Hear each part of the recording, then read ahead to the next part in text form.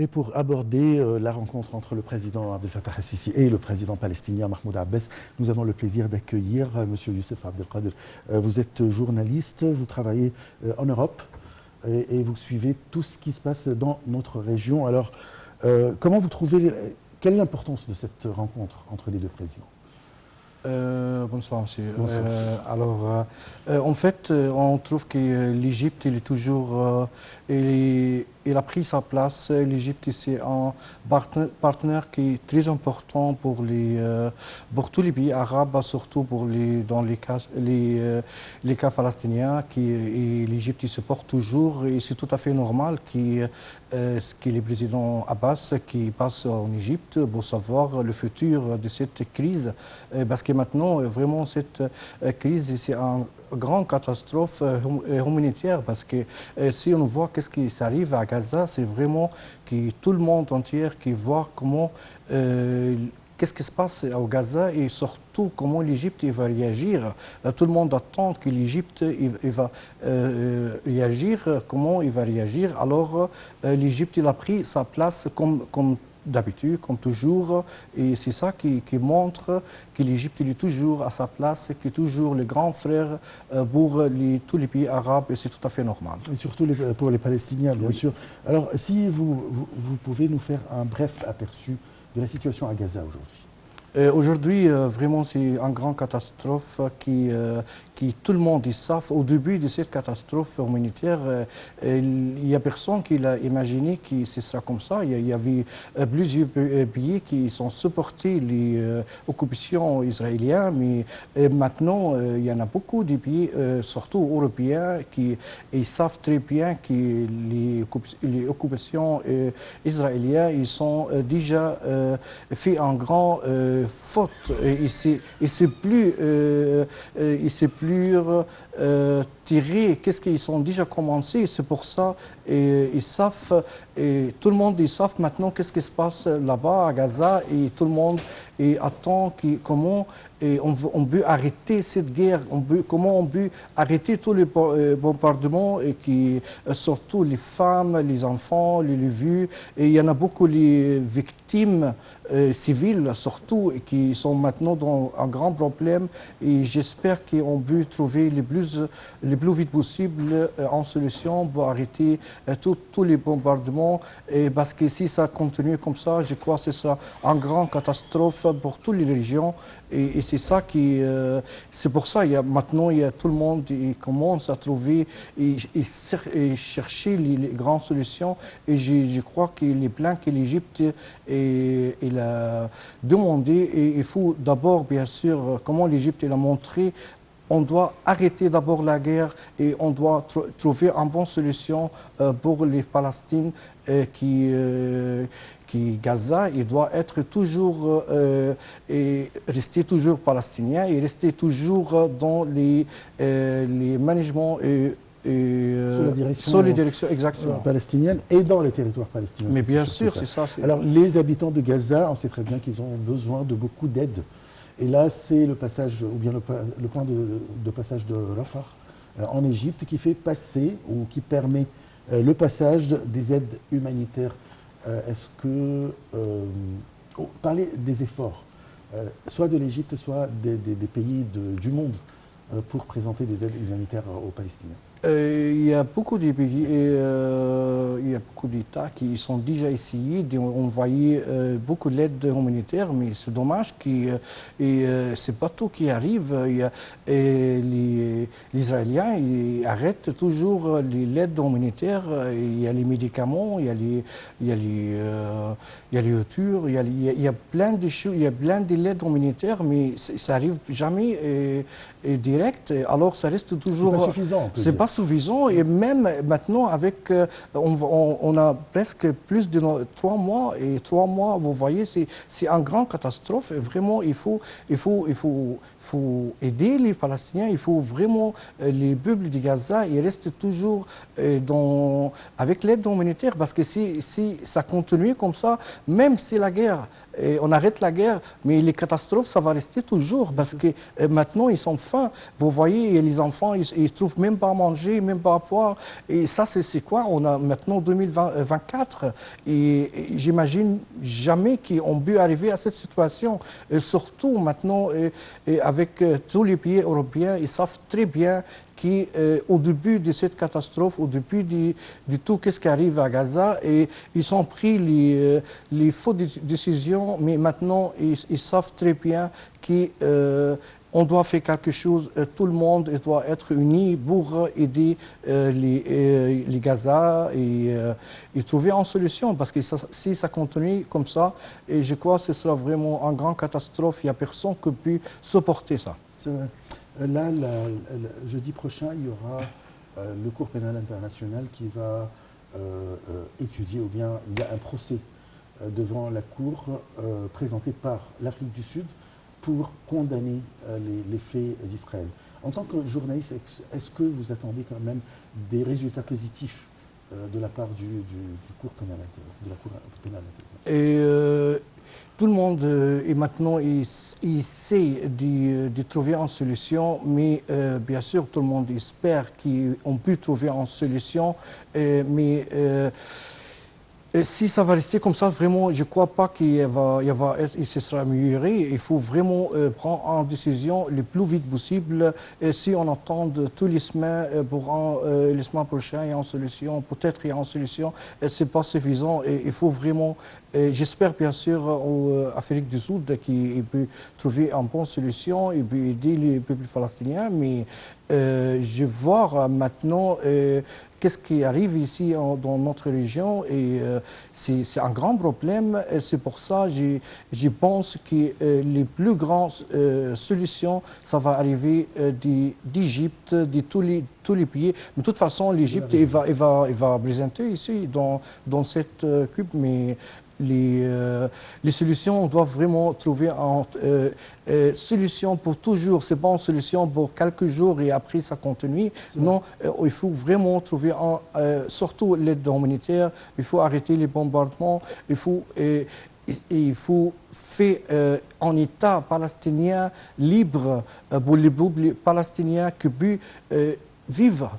Et parce que maintenant, tout le monde il a le droit de vivre, mais c'est dommage vraiment qu'est-ce que ça arrive là-bas, parce que ça, je vois, c'est un grand honnête pour nous tous. On a honte. Je dis la vérité. C'est l'humanité qui a honte de ce qu'on témoigne dans les territoires palestiniens. Je passe à un autre angle ou bien un autre sujet. Il s'agit du président Abdel Fattah al-Sisi qui a reçu aujourd'hui le secrétaire général de la Ligue arabe, Aboul Rit. Le porte-parole de la présidence a déclaré que le secrétaire général avait félicité le président pour sa réélection, pour un nouveau mandat. De son côté, le président a remercié Aboul Rit, soulignant le souci de l'Égypte de poursuivre son soutien à la Ligue arabe, croyant en son rôle central dans la préservation de l'unité des rangs arabes et l'action commune face aux défis complexes, inédits auxquels est confrontée la région. La réunion a abordé aussi l'évolution de la situation dans les territoires palestiniens occupés, ainsi que les efforts intensifs visant à parvenir à un cessez-le-feu.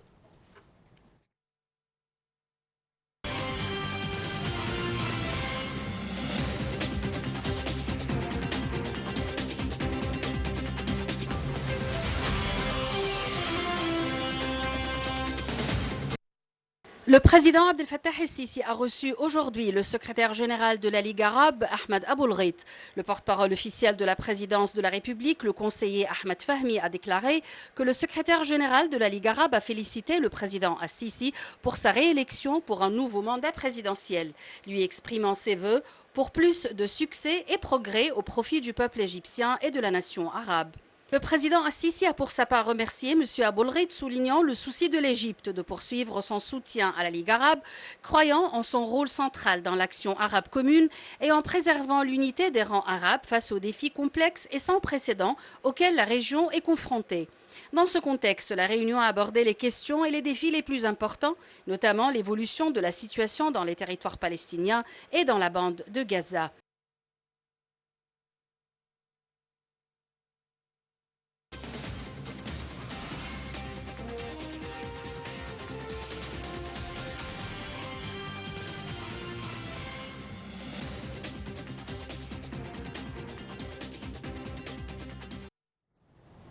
Monsieur Youssef Abdelkader, je rappelle que vous êtes journaliste. Là, le président s'est entretenu avec le secrétaire général de la Ligue arabe, Ahmad Aboulghait. Ils ont abordé, bien sûr, la question palestinienne. Quels sont les efforts présentés par la Ligue arabe, par les pays arabes, pour arrêter la guerre, les fusions de sang dans le territoire palestinien occupé?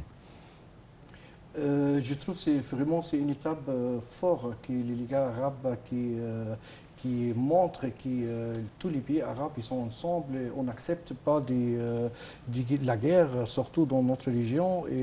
Et ça, c'est vraiment, ça montre comment l'arabe maintenant, tous les pays arabes, comment ils savent très bien que cette crise, c'est pas juste au Gaza, mais cette crise, ça donne un grand effet aussi dans notre pays et dans tous les pays arabes. C'est pour ça que les Ligues arabes maintenant prend son rôle principal dans cette crise. Et ça, c'est vraiment... normalement, c'est bien passé et que si les Ligues arabes ils restent toujours pour les crises arabes, pour les problèmes dans les pays arabes, je crois que ça va aider beaucoup et pour montrer comment nous, tous les pays arabes, qui on n'accepte pas ça, il faut trouver une solution et surtout et les peuples du Gaza et de Palestine, c'est pas des problèmes de maintenant, c'est le problème, c'est plus de presque 70 ans et alors 15 ans. oui, voilà, vous voyez, ça c'est vraiment c'est les moments que tous les pays arabes qui doivent vraiment prendre le rôle principal et si les Ligues arabes c'est brisant tous les pays arabes et c'est ça il faut prendre les bonnes décisions, il faut montrer que tous les pays arabes et vraiment ils sont unis, ils sont les forces de tous les pays arabes, les forces d'UNI qui restaient toujours, je crois, on peut voir un bon futur si tous les pays arabes restaient toujours sans guerre, sans des discussions, sans des problèmes. Et ça va aider beaucoup si à chaque pays arabe il prend son rôle. Et ça va arriver si les Ligues arabes restent toujours pour tous les pays arabes et pour défendre surtout les pays faibles, comme on voit maintenant, dernières 20 ans, il y avait beaucoup de pays arabes et ils sont faibles maintenant. Et c'est ça qui, heureusement, l'Égypte est restée toujours un pays fort qui est dans toutes les crises qui sont passées dans notre région. Mais je crois que le futur, si on reste toujours unis, si on reste toujours ensemble, c'est ça qui va montrer les forces de tous les pays arabes, surtout l'Union arabe. Vous avez raison quand même, vous avez mentionné qu'il y a beaucoup de problèmes dans quelques pays arabes comme le Soudan, par exemple, comme la Libye, et bien sûr les Palestiniens. Maintenant, l'Égypte a présenté une initiative, l'initiative égyptienne pour résoudre la crise en Palestine. Il s'agit de plusieurs points. Alors, est-ce que vous êtes optimiste vis-à-vis de cette initiative? Je parle quand même de l'intransigeance israélienne. Oui, je reste toujours optimiste parce que je vois comment l'Égypte et les premières solutions ou les premières initiatives qu'il a montré qu'il faut arrêter les bombardements, la guerre, il faut arrêter la guerre, il faut passer tous l'aide humanitaire et bien sûr pour le changement des prisonniers, sauf avec Hamas ou avec les commissions israéliennes et ça c'est surtout les civils. Les civils ils sont rien à voir avec toute la guerre là. Les enfants, les femmes. Ils ont pris les femmes, les enfants et c'est ça. Et l'Égypte il a fait une bonne initiative et c'est pour ça le président Abbas aussi il a passé par l'Égypte pour discuter cette initiative pour supporter cette initiative parce que comment l'Égypte réagir et le président Abbas quand même il a bien réagi qu'il a venu en Égypte pour discuter ça avec notre président Abdel Fattah el-Sisi parce que lui ils savent très bien comment on peut trouver les solutions et ça va aller avec cette initiative j'espère bien sûr. Voilà. Alors, sur le plan diplomatique, nous avons le chef de la diplomatie américaine, Anthony Blinken, qui s'est rencontré lundi, ou bien qui rencontre lundi le prince héritier d'Arabie Saoudite, Mohammed Ben Salman, dans le cadre d'une tournée centrée sur les moyens d'éviter un embrasement régional de la guerre en cours dans la bande de Gaza avant de se rendre en Israël.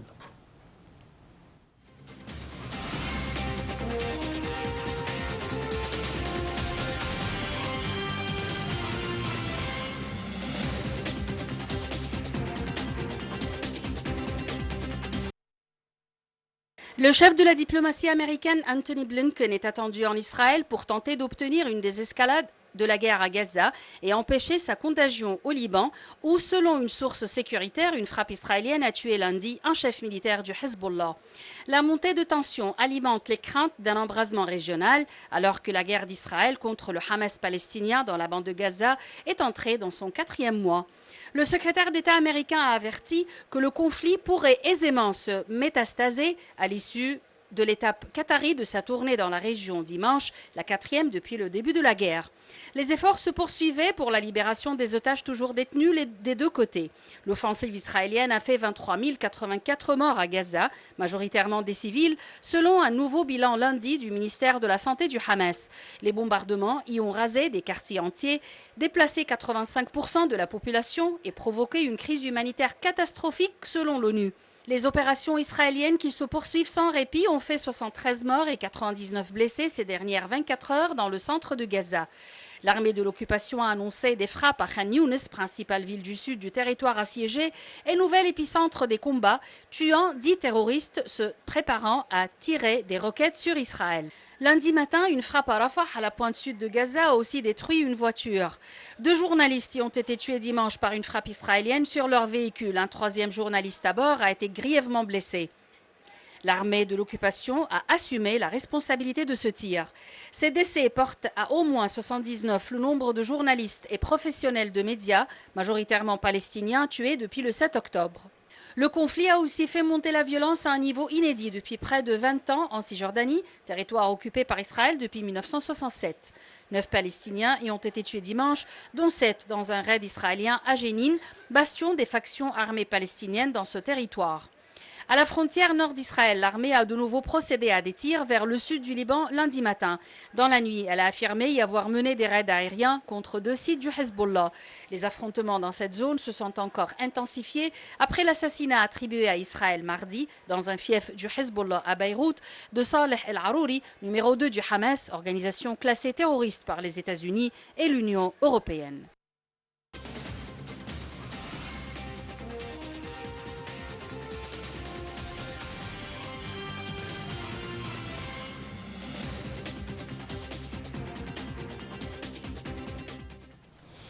Monsieur Youssef Abdelkader, je rappelle que vous êtes journaliste. Alors, il y a des frappes de la part d'Israël sur le Liban, sur les territoires palestiniens, parfois en Syrie. Alors, Blinken est dans la région pour éviter quand même un élargissement de cette guerre.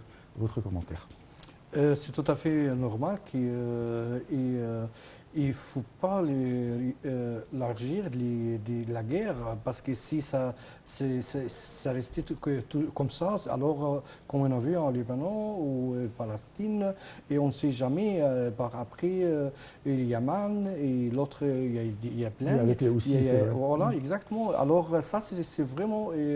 c'est pour ça, les Américains, ils savent très bien si la guerre, ça va élargir dans tous les Moyen-Orient, et sont dans toutes les régions, et on ne sait plus arrêter cette guerre, parce que si une grande guerre comme ça, ce sera une guerre mondiale, alors il faut pas vraiment élargir cette guerre. C'est pour ça qu'il faut diminuer tous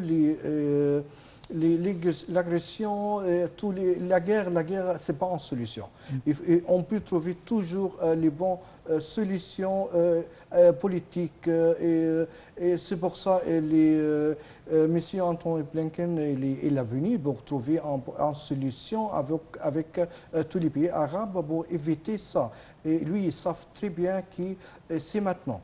Si on n'arrête pas la guerre maintenant, c'est vraiment, on ne sait plus arrêter cette guerre, on ne sait plus contrôler. Et alors, c'est un bon geste qu'ils savent, les Américains, ils savent ça. On a eu dernièrement comment ils sont, les Américains au début, comment ils sont réagir et par après, ils sont quand même, ils savent, ils peuvent pas, c'est pas la force. C'est pas la force qui va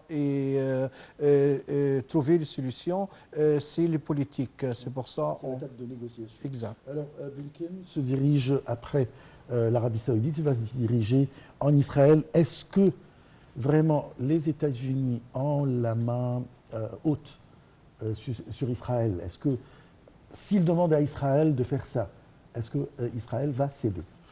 Il va le faire.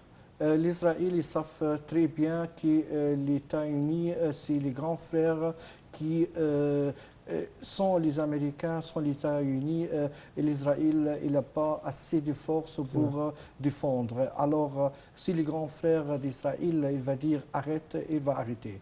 Et c'est pour ça tout le monde, surtout les pays européens, ils demandent toujours les États-Unis pour trouver une solution d'arrêter cette guerre, parce que si ça va continuer comme ça, on ne sait plus arrêter ni contrôler. Alors, c'est le moment. C'est pour réagir, c'est le moment de trouver une solution. Et moi aussi, j'invite tout le monde de trouver les bonnes solutions pour arrêter cette guerre, parce que le plus important, c'est l'aide humanitaire qui entre et on voit plus des catastrophes humanitaires, parce que tout ce qui s'arrive dans notre région, ça va arriver ailleurs. Ça va dégénérer, c'est vrai. Monsieur Youssef Abdelkader, je rappelle que vous êtes journaliste. Je vous remercie beaucoup pour toutes ces explications et ces éclaircissements. Je vous remercie, monsieur. On se donne un rendez-vous demain à la même heure pour une nouvelle édition de Direct. Au revoir.